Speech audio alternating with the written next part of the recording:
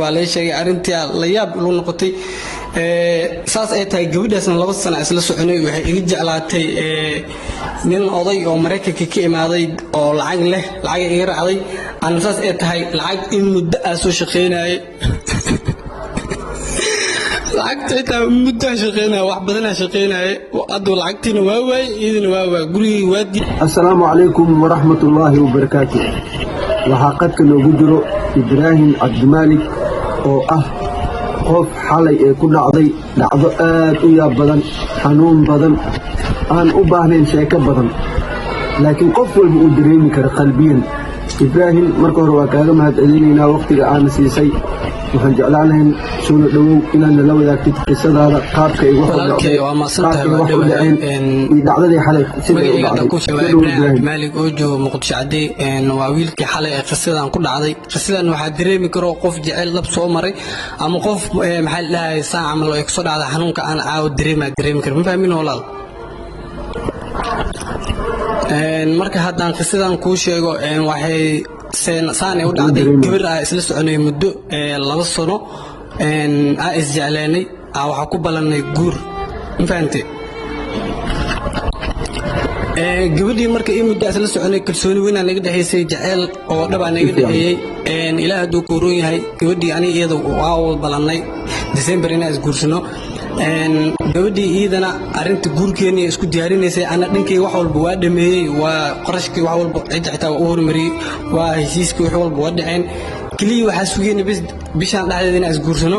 haddana xalay anu guriga iska joogo waxa soo wacay ani isma badheenin bayar saaxiibana soo wacay wuxuu dhahay dumaasho miyaha de aroos hebel ba isku diyaarinaysaa xafladeeda waa caaw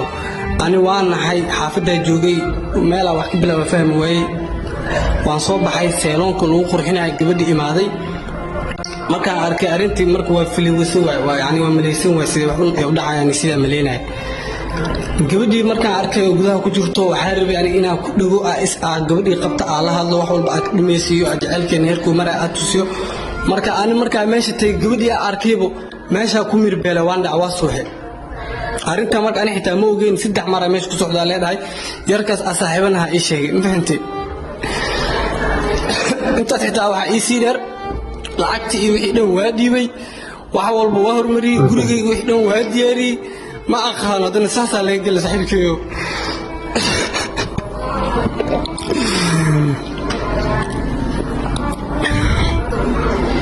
ودريما noloshu waa iska imtixaan. Ibrahim waxa rajeynaa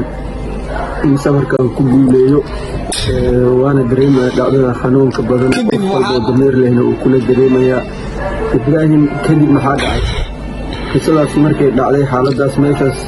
ee ka dhacday baraha bulshada lagu wada arkay wiila meeshaas ku suuxay sayloon ku yaalo dabka degmada waa beri gabar uu guursanay gabar jacayl kala dhaxeeya laga guursanay soo marka hadda see wax yihiin xaaladda ma dhacay qiyaasi karo xaaladda waa meesha tagay sayloonka 3 mar ku suuxay waa la sheegay arintii la yaab lu noqotay saas ay tahay gabadhaasna 2 sano isla soconay waxay iga jeclaatay nin oday oo Mareykanka ka imaaday oo lacag leh lacag iga raacday aan saas ay tahay lacag in muddo soo shaqeynay lacagta muddo shaqeynay wax badan shaqeynay adoo lacagtina waa waay idina waa guriga waa diyaariyay wixii dhan waa habeen meel wax ka bilaw ma aqaano waxa la sheegay 3 mar inaan meesha ku soo 3 mar qofta aad jecel asaas ii gashay qiyaan ka weyn ma jirto marka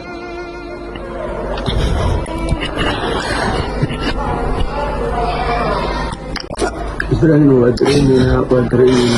wala hadda xaaladda hadda ku jir xitaa ma qiyaasi kari ani dhan waxa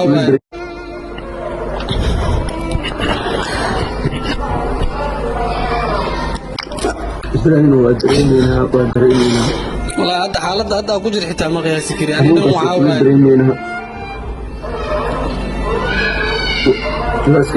waa iska adduunyo sabarka badi waana xanuun wallahi ani markii dhacdadaas aadiba علشان aan daba galay dabcan waa dareemay xanuunkeeda dhibaatada ay leedahay qof lacag uu soo shaqeynayo in muddo ah gurigiisa haweystay lacagtii gabadha uu ku guursanayay bixiyay heerkii ay wada heshiyeen haddana in laga wada علشان la maqlo in nin kale uu guursanayo dabcan waa dhacdo xanuun badan qof walba qalbi bil aadan leh uu dareemi karo laakiin hablaha Soomaaliyeed anoo fursadan ka faa'iideysanayo waxaan kula talinayaa in dhacdo noocan oo kale iska ilaaliyaan waxaanoo kale waa nafsi adduun iyo mid aakhiro waa mid aan qofka ka haraynin islaam waxaan ku rajeynayaa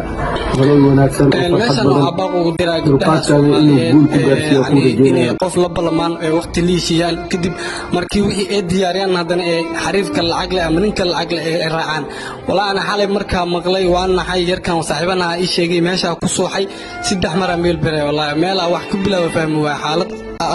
ku dirtaa mal qiyaasi karo wallahi jabkan leegeystay inaad soo kabsan doon xitaa ilmahan maxay qof kaliya dunida u jeclaa saaxiibkiisa ma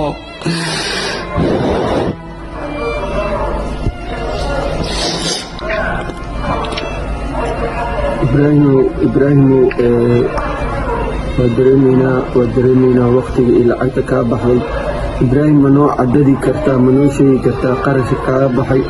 guriga lacagti gabadha aad ku doonatay ka baxday waa dareemi kartaa ma oo gabadha loo maro yani dhan walba waa dhiibay haddana intaas dhiib ma ku dhigi kari nin waxa ahay 3 mar suuxay ma fahanti 3 mar suuxay intaas dhiibi kara bixiyo wax ma ku dhigi karo laakiin waxa waa gurigeyga iyo wixii aqalkii ina dhistay aan